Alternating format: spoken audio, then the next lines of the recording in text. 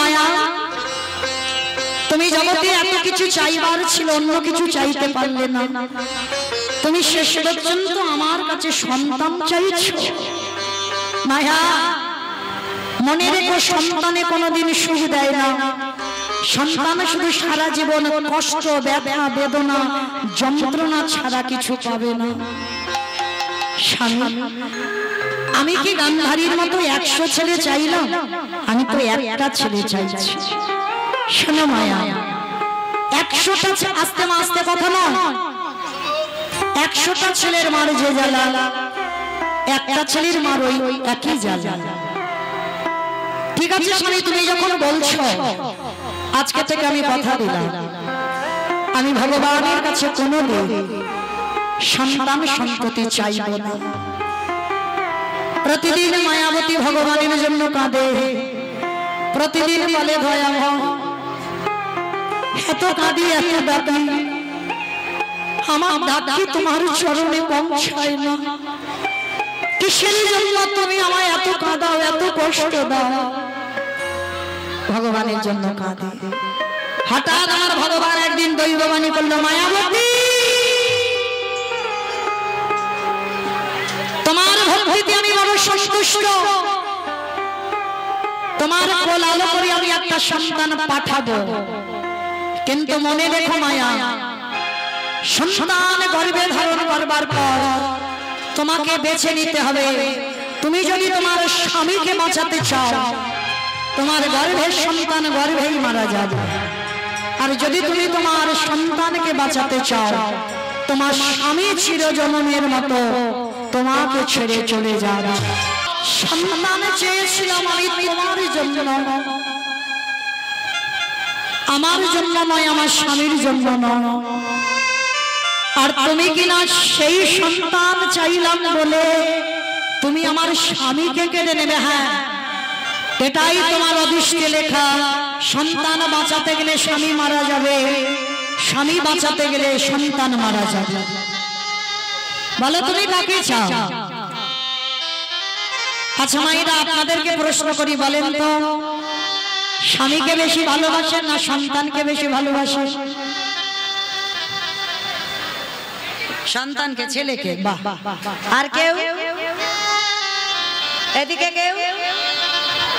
সন্তান।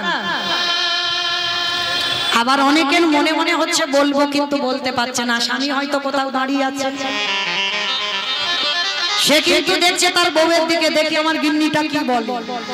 আর এই যে ছেলে বললে না, সে কিন্তু দেখে রেখেছে, কাল সকালবেলা গেলে তোমার ব্যবস্থা হবে। মমিতার কীর্তন শুনতে শুনতে বললে তুমি ছেলে ভালোবাসি, তার মানে আমায় ভালোবাসো না, যাও ছেলের কাছে যাও, বলবে দেখবে আমি বলে রাখছি, এটা শুনতে হবে। কিন্তু না, এইখানে যে যে কথাগুলো বলতে হবে ভেবে কথা বলতে হবে। এখানে কেউ কারোর স্বামী নয়, এইখানে কেউ কারোর ভাসুর নয়, আর কেউ কারোর শ্বশুরও নয়। এখানে আমাদের একটাই পরিচয়, আমরা কৃষ্ণ চরণের দাস।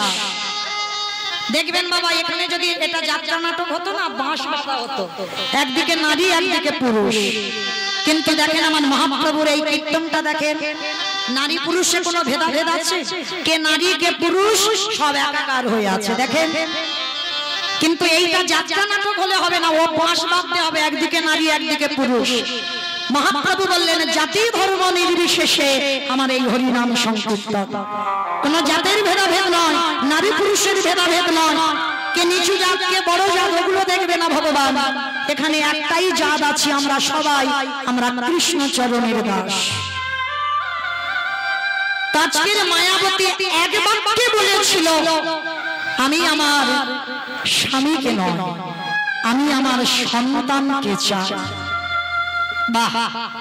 তবে মায়েরা মনে রেখো, সন্তানকে যখন মায়া তুমি চাইলে, তোমার স্বামী বেঁচে থাকবে যতদিন তোমার গর্ভটা তুমি লুকিয়ে রাখতে পারবে। বলুন মায়েরা, একটা নারী গর্ভ কতদিন লুকাবে? জোর 5 মাস, এরপরে তো প্রকাশ পাবে। যখনই বুঝতে পেরে গেল একদিন ভর দুপুরবেলা দ্বিজ ঘোষ যে মায়াবতী গর্ভবতী, ওই দুপুরবেলা দ্বিজ ঘোষ তার পরিবারকে জিজ্ঞাসা করলো, মায়া এত আনন্দের কথা তুমি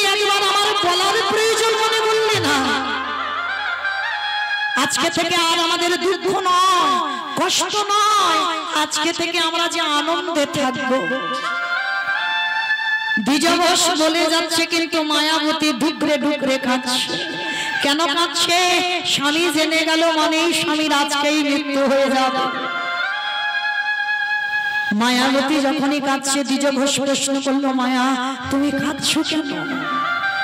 কাঁদছি আমি একটাই কারণে, কারণ এই সন্তানের কথা তুমি জেনে গেলে মানে আজই দৈব দুর্ঘটনায় তোমার মৃত্যু হয়ে যাবে।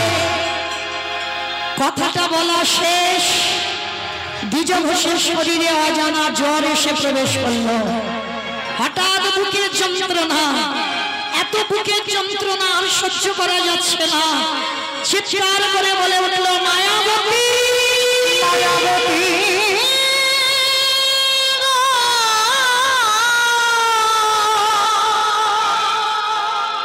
অসহ্য জ্বালা, অসহ্য যন্ত্রণা, আর এত বুকের যন্ত্রণা হচ্ছে আর সহ্য করতে পারছে না।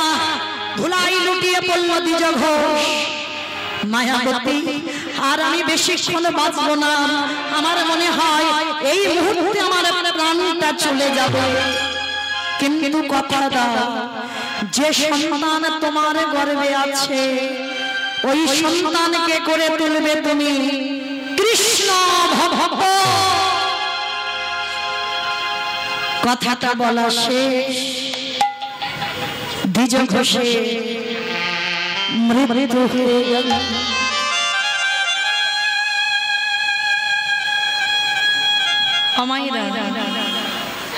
সন্তান ভালোবাসি বলে এই নয়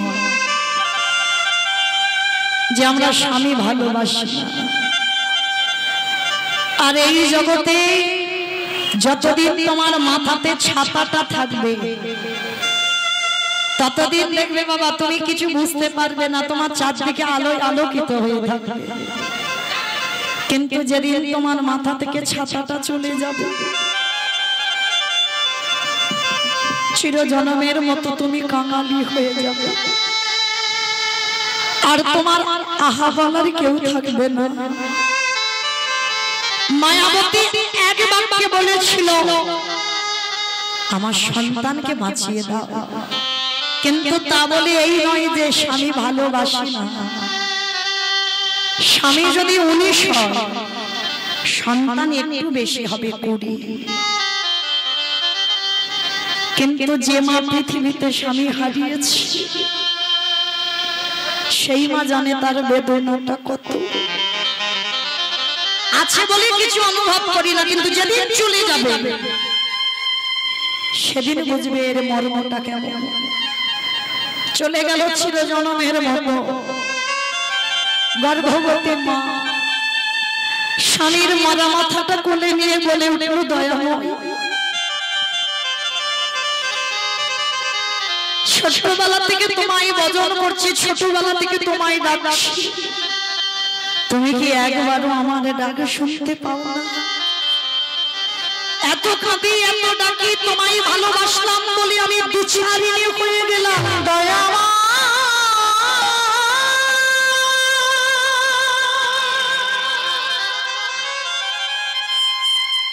যে জন তোমায়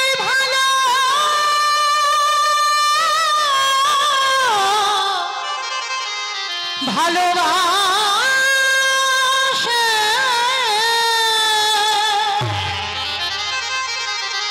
তারে গিয়ে মিলি করি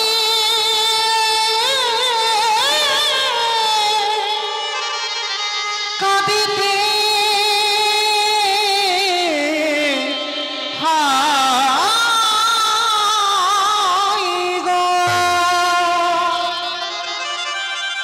গ্রামের লোকজন সবাই এসে বলে উঠল, তুই হলি বিচারিণী, তুই হলি কলঙ্কিনী, তুই হলি অসতী। কেউ খেতে দেয় না মায়াবতীকে, যার বাড়িতে যায় সে লাঠি মেরে তাড়িয়ে দেয়। গ্রামের শেষ প্রান্তে একটা বাড়িতে কাজ পেয়েছে, জানো মা, কোনো মাইনে নয়, কোনো বেতন নয়, সারাদিন কাজ করে খেতে দেয় বাবা ওই ছোট একটা বাটিতে করে ভগবানের প্রসাদী। ওই ভগবানের প্রসাদীটা মা প্রসাদ পায়। দেখতে দেখতে 10 মাস 10 দিন পর স্বামী শোক ভুলে গেল। কোল আলো করে একটা ফুটফুটে পুত্র সন্তান এলো।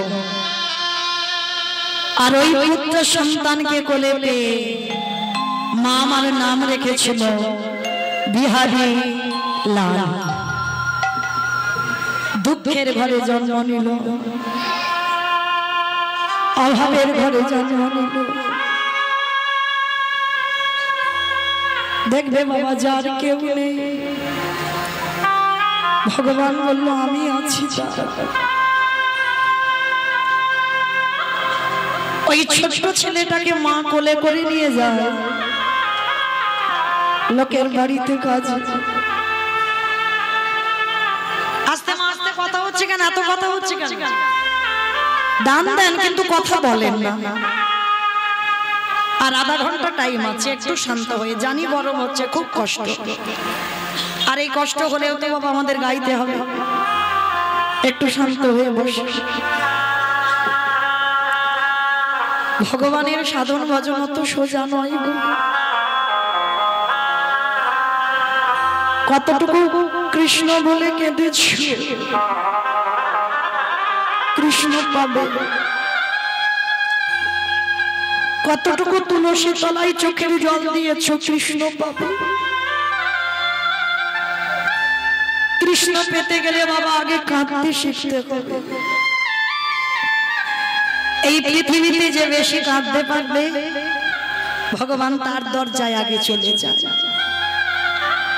মনে রেখো বাবা, ভগবানকে তুমি অট্টালিকা দিয়ে ধরে রাখতে পারবে না, শ্বেত পাথরের মন্দির করে দিয়ে ধরে রাখতে পারবে না, রজনীগন্ধার মালা দিয়ে ধরা যায় না। ভগবানকে ধরতে তারাই পারে ভক্তের চোখের জল। এ জীবনে কাঁদলেন, কৃপা নাই বা হলো, এর পরের জন্মে নাই বা হলো, কিন্তু একটা না একটা জন্মে আমার গোবিন্দকে কৃপা করতেই হবে। যে জনে নয়নে জলে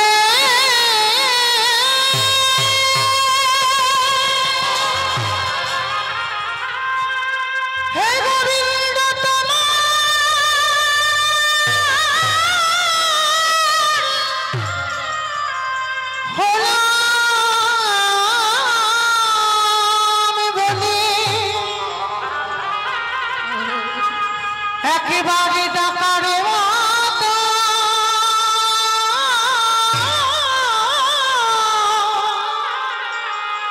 ডাকিতে পারে আমার ভগবান,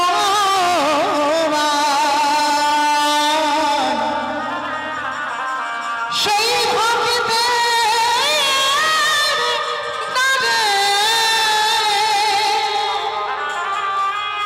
চিরদিন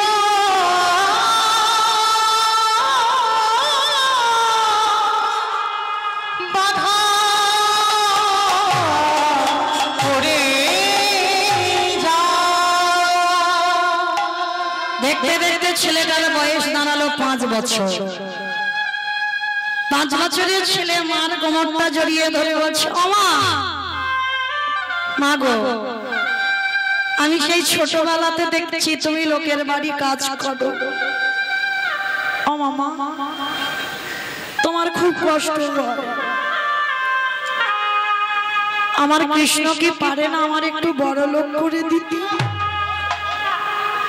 আমা, আমার বন্ধুরা সত্য দেখে গোটা গোটা চালের অন্ন পায়।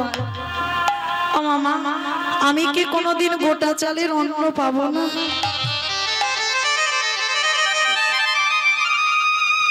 এত গরিব এত কাঙাল কোনদিন গোটা চালের অন্ন দেখেনি চোখে। সবসময় খুদের ভাত খায়। আমা, কৃষ্ণ পারে না আমার একটু বড় লোক করে দিতে?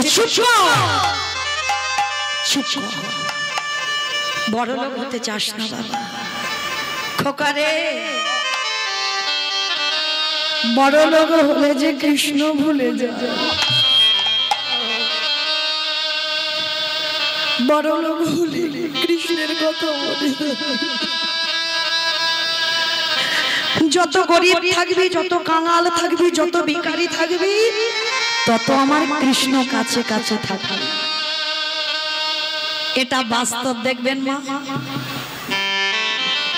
যখন তোমার খাবারে অভাব, যখন তোমার একটা কুড়ে ঘর থাকবে, তখন তুমি আমার কৃষ্ণকে ভালোবাসতে যাবে। আর যেই আমার ভগবান তোমার একটা পাথর সেটিং করা ঘর দিল, একতলা হলো, দোতলা হলো, তিনতলা হলো, যত তালা বাড়বে মনে রেখো মা, তোমার তত জ্বালা বাড়বে। এ জগতে যারা কৃষ্ণ ভক্ত হবে বাবা, তারা জীবনে পাথর সেটিং করা ঘর করবে না। কৃষ্ণ ভক্তরা সারা জীবন কাঙাল হয়ে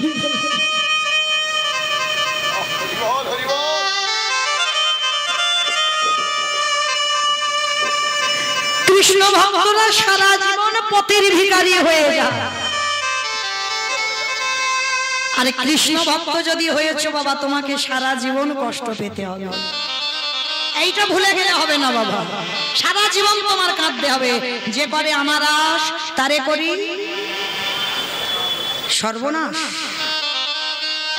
ভগবান জীবনে সর্বনাশ করে না, ভাষাগুলো বুঝতে হবে। সর্বনাশ ভগবান সর্বনাশ করে বাবা জীবনে। ভক্ত যে প্রাণ, ভক্ত যে জীবন, তাহলে ভগবান কোনদিন সর্বনাশ করে না। সর্বনাশ করে দেয় মানে আত্মীয় পরিজন, বন্ধু বান্ধব, তুমি যাকে বেশি ভালোবাসে প্রথমে ভগবান তাকে কেড়ে নেবে। তারপরেও যদি তুমি তার চরণ না ছাড়ো, তারপরে আমার ভগবান তোমাকে ভক্তে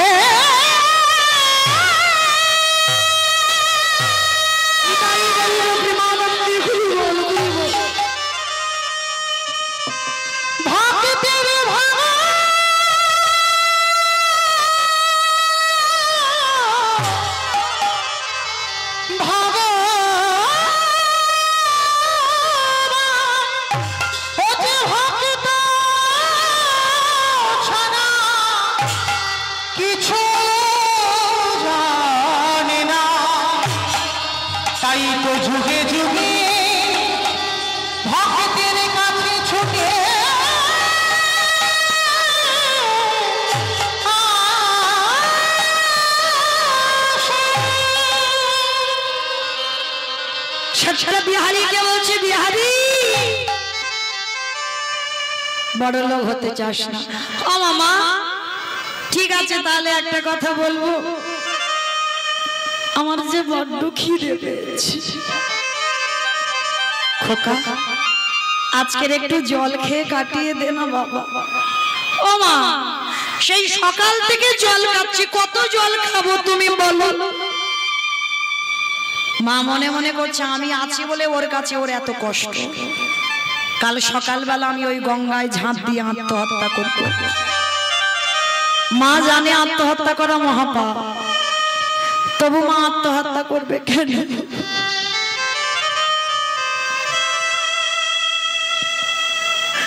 আমি না মরলে আমার ছেলেটা খেতে পাবে না। দেখবেন মা, কারোর যদি বাবা মা দুজনেই না থাকে, গ্রামের লোকরা অনাথ বলে খেতে দেয়। মা ভাবলো আমি চলে যাব, চিরজীবনের মতো চলে যাব, আমি চলে গেলে ও তো ভালো থাকবে। ছেলেটাকে কোলের কাছে নিয়ে মাথায় হাত বুলাচ্ছে। আর দেখবেন মা, মায়ের কাছে ছেলে মেয়ে কোনোদিন বড় হয় না। হয় কি, বাবার কাছে বড় হয়ে যায় ছেলে, কিন্তু মার কাছে নয়। সে ছেলের বিয়ে হয়ে যাবে, ও গো দেখবে ছেলে যখন কোলের কাছে সে ঘুমাবে, সেই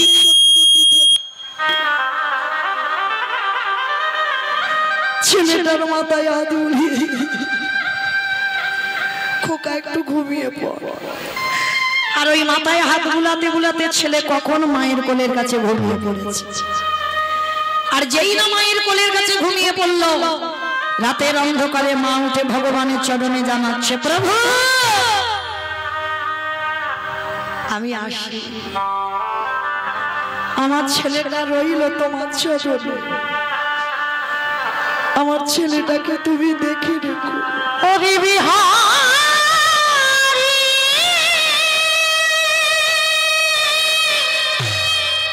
ও যেন অন্তিম সময়ে কৃষ্ণ চরণে চলে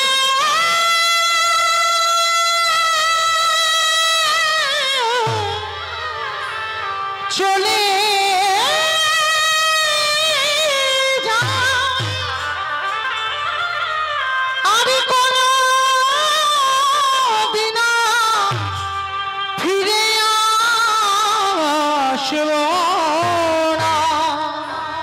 আমি চলে যাও ওরে বিহারী,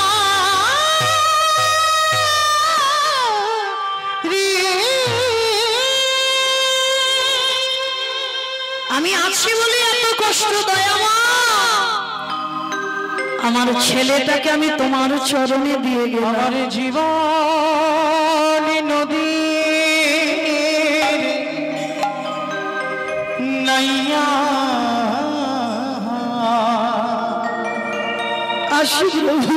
আমার ভাবের খেলা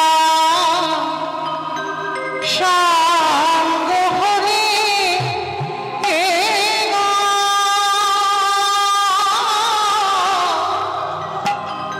একেবারে দিল পার করিয়া আমার জীবন নদীরে নাইয়া। কৃষ্ণ জীবন নদী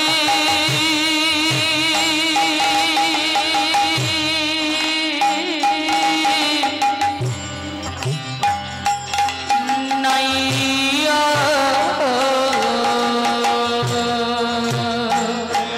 আমার ছেলেটাকে তোমার চরণে দিলাম, আমার ভবের খেলা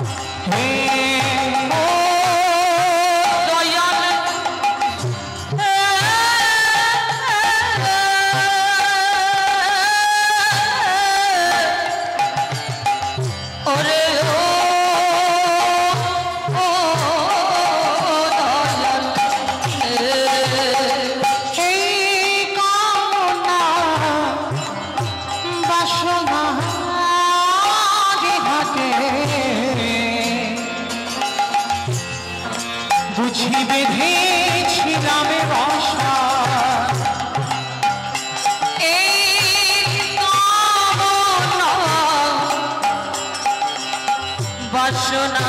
বাসনার হাতে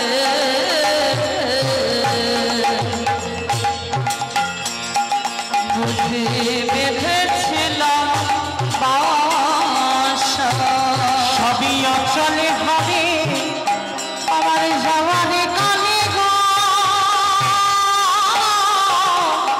একেবারে দেখি নাই ভাবনা জীবনের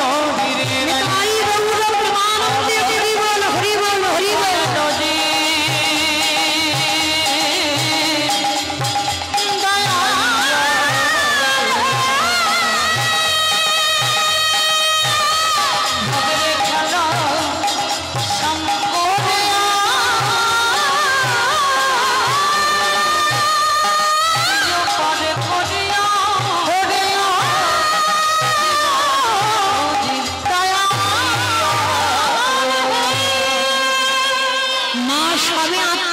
করতে গেলে পেছন থেকে ছেলেটা উঠে এসে মার কোমরটাকে জড়িয়ে ধরেছে। মা কোথায় চলে যাচ্ছ? আমি কথা দিচ্ছি মা, জীবনে তোমাকে বলবো না আমার খিদে পেয়েছে। আমি জীবনে বলবো না যে আমায় কিছু খেতে দাও, কিন্তু তুমি চলে গেলে কে আমায় মানুষ করবে মা? কে আমায় ঘুম পাড়াবে? কে আমায় খেতে দেবে? মার কোমরটা জড়িয়ে ধরে আমি কথা দিলাম বাবা, আর তোকে ফেলে কোথাও আমি যাব না। যতদিন বাঁচবো আমি তোকে নিয়েই বাঁচবো। ও মা, মা ঠিক আছে, একটা কথা বলবো। তুমি তো লোকের বাড়ি কাজ করো, আমিও কাজ করব। দুর্বোকা, তুই এইটুকু বাচ্চা মানুষ, তুই কি কাজ করবি? ও মাম্মা, আমি অন্য কাজ না পারি, আমি তো ঘোষের ছেলে। আর ঘোষেদের একটা জাত ব্যবসা আছে। কি ব্যবসা বলো তো?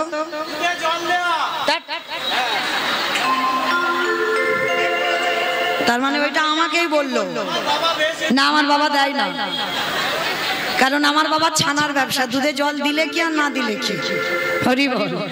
তো মাইরা, এই গোয়ালা জাতিদের একটা জাত ব্যবসা আছে, দুধের ব্যবসা। আর এরা কিছু পারুক না পারুক একটা ভালো কাজ করতে পারে, যেটা গরুর কাজ। তো আজকের বিহারি বলছে, ও মা আমি ছোট তো কি হয়েছে, আমি তো গরুর কাজটা পারি, তুমি একটু দাঁড়াও। তুমি কতদিন আর লোকের বাড়ি কাজ করবে? আমি একটা কাজ খুঁজে আনি।